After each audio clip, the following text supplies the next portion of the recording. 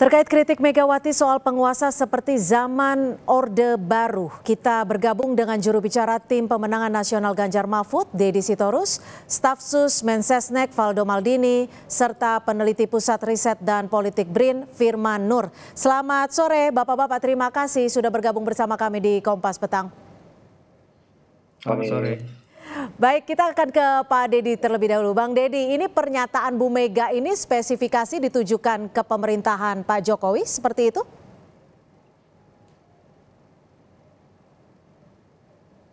Bang Deddy.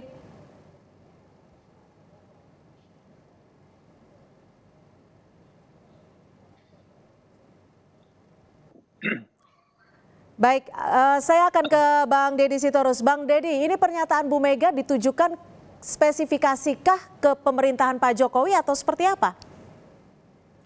Ya, saya kira pemerintah itu kan tidak tunggal ya. Pemerintah terdiri dari banyak elemen-elemen kekuasaan, lembaga-lembaga negara, lembaga-lembaga pemerintahan yang semuanya menyatu di bawah sesuatu kekuasaan tunggal, yaitu kekuasaan eksekutif. Kenapa begitu? Karena kita adalah negara presidensial, ya. Jadi salah satu ciri negara yang presidensial itu ya kekuasaan mutlak ada di tangan presiden gitu. Kalau ditanya apakah kritik itu kepada seseorang, saya kira tidak serendah itu.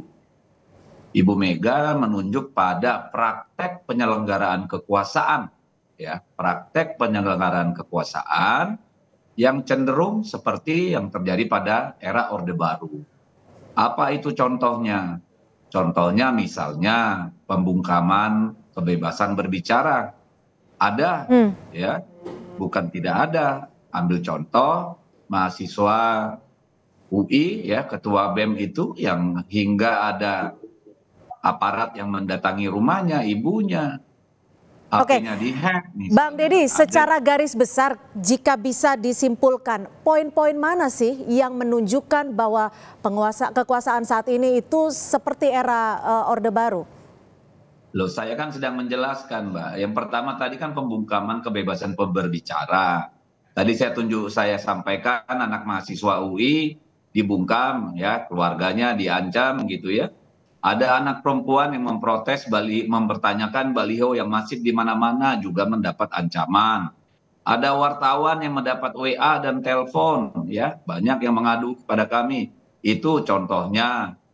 Kantor partai politik yang merupakan lembaga resmi, ya, yang sedang tidak melakukan aktivitas yang mengumpulkan massa atau yang bisa mengganggu ketertiban didatangin oleh polisi, ya. Ada pengerahan aparatur pemerintah desa secara masif di mana-mana. Itu kan semua tanda-tanda ciri-ciri. Lalu kalau kita mau merujuk ke belakang lagi, sudah berapa banyak orang yang masuk penjara, ya, quote and quote, yang berseberangan atau memberikan kritik, ya, walaupun dengan landasan ITE, ya, hukum ITE misalnya begitu. Tetapi ya itu sudah banyak terjadi gitu. Dan yang paling membuat miris itu kan ketika semakin nyata dan vulgar bagaimana instrumen-instrumen negara itu bergerak. Mulai dari membegal Mahkamah Konstitusi, kita tahu operasi besar di sana, ini bosnya Valdo tahu nih kalau dia mau jujur, disumpah di atas kitab suci, bagaimana proses yang terjadi di MK itu, sehingga keluar putusan nomor 90 yang mencederai demokrasi itu. Bagaimana partai-partai politik dikonsolidasikan dari awal. Baik. Semua patuh dan taat pada presiden, kekuasaan terpusat pada tangan presiden. Sehingga dua koalisi partai politik itu adalah atas dasar perintah presiden. Dan itu diakui oleh mereka. Oke, saya akan ke Mas Valdo. Bagaimana tanggapan Anda soal kritikan Mega terkait penguasa seperti Orde Baru, Mas Valdo? Ya, makasih Mbak Cynthia. Salam hormat Bang Deddy, Bang Firman juga. Yang pasti kita menghormati Bu Mega, itu pasti. Beliau adalah tokoh bangsa, seorang nasionalis yang pernah menjabat jadi presiden, bahkan kita menyebutnya Ibu Presiden kelima, putri dari proklamator Pak Karno, Ibu Fatmawati, Mbak Puan juga, Ketua DPR, nah kurangnya apalagi gitu. Jadi pastilah kita hormati, apalagi partainya partai besar, menguasai Republik 10 tahun, jadi yang saya kira itu harus diralat itu, Valdo. apa yang Itu harus diralat. Apa yang harus diralat, Bang Deddy? Lanjutan ya, Bang. Karena, boleh nggak, Bang? bentar, ini kan diizinkan saya meralat. Jadi tidak ada istilah partai penguasa dalam sistem presidensial, Pak. Kekuasaan hanya dimiliki oleh... Baik, sudah ditangkap. Silakan dilanjutkan, Mas Faldo. Gitu loh. Ya, jadi saya rasa kita kan melihat apa yang dikatakan Bu Mega ini sebagai seorang ibu yang mengingatkan anak-anaknya, ngasih wejangan, kamu jangan sembarangan kalau memegang amanah untuk orang banyak, itu nggak baik, nanti kamu kualat gitu. Jadi kira-kira kalau Ibu bicara ya, Ibu kita jawab menanggapi hal ini. Jadi restu Ibu itu pasti paling utama lah gitu. Kalau nggak dapat restu itu bahaya. Makanya kami juga dalam hal ini ingin menyampaikan di negara yang demokratis seperti sekarang, tadi juga ingin mempertanyakan Orde Baru itu dalam aspek apa. Kalau seandainya tadi Bang Deddy bicara soal kebebasan berekspresi gitu. Sebenarnya sih ya kita sama-sama tahu gitu bahwa masih banyak orang-orang yang dalam tanda kutip ya bisa berbicara, bisa berekspresi, tidak bermasalah Bang Deddy. Bahkan Bang Deddy juga pasti tahu lah gitu bahwa Presiden juga punya keresahan yang sama, mendorong restoratif justice. Ada juga amnesti yang diberikan pada orang-orang yang menjadi korban UITE, Pak Saiful Mahdi di Aceh. Jadi ini kan problem yang sebenarnya kita sedang mengeksersis demokratisasi kita gitu. Jadi kalau aspeknya soal kebebasan berekspresi Bang Deddy, saya kira ini merupakan sebuah hal yang debatable gitu. Toh kita melihat banyak kritik pemerintah yang juga masih bisa berbicara. Mohon izin di Bung Melki misal Ketua BEM UI yang disampaikan, Bung Melki sampai hari ini bisa jadi berbicara, panelis di mana-mana. Memang misalnya ada terasa, ada bulian. Mas Faldo, tapi bagaimana Anda bisa menanggapi soal contoh-contoh yang tadi ada banyak poin yang sudah disampaikan Bang Deddy sebelumnya? Ini saya mau jawab, Mbak. Silakan. Jadi kalau seandainya ada faktor tadi kebebasan berekspresi, itu soal proses di MK tadi Bang Deddy bilang kan prosesnya sudah jalan, sudah ada Mahkamah Kehormatan MK. Nah, jadi proses-proses hukumnya sudah berjalan sebagaimana mestinya. Kalau bicara soal pilpres, kandidatnya sudah sampai. Let's move on, let's go to the next phase, Bang. Sebenarnya. Terus tadi ada juga soal apa lagi?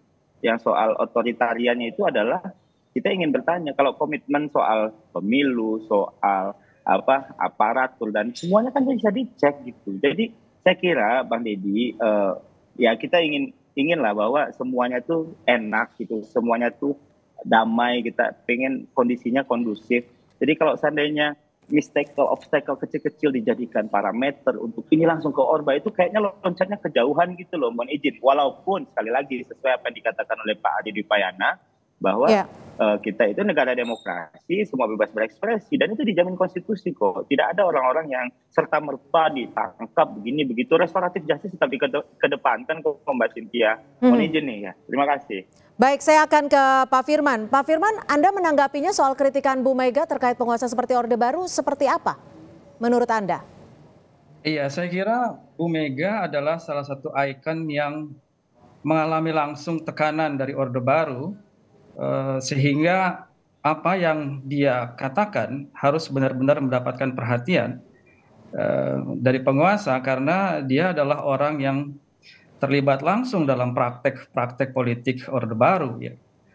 Dan yang dia rasakan adalah juga bagaimana sebagai seorang pimpinan partai tentu memiliki perangkat hingga ke daerah-daerah di mana daerah-daerah itu memberikan aduan, memberikan curhat begitu ya terhadap apa yang terjadi di lapangan yang tidak terekspos mungkin yang kemudian dia rasakan ada kemiripan dengan Orde Baru dan in general Bu Mega adalah juga orang yang mengikuti perkembangan bagaimana ada upaya-upaya dari pemerintah, terutama Pak Jokowi, untuk mempertahankan kekuasaan, begitu ya. Saya kira Bu Mega adalah orang yang tahu persis apa yang terjadi dari upaya yang mulai dari cawe-cawe, ingin memperpanjang kekuasaan dan lain-lain hingga kemudian ada proses nepotisme di dalam menggolkan keputusan MK yang kita sudah tahu hasilnya adalah kemudian naiknya Gibran sebagai cawapres.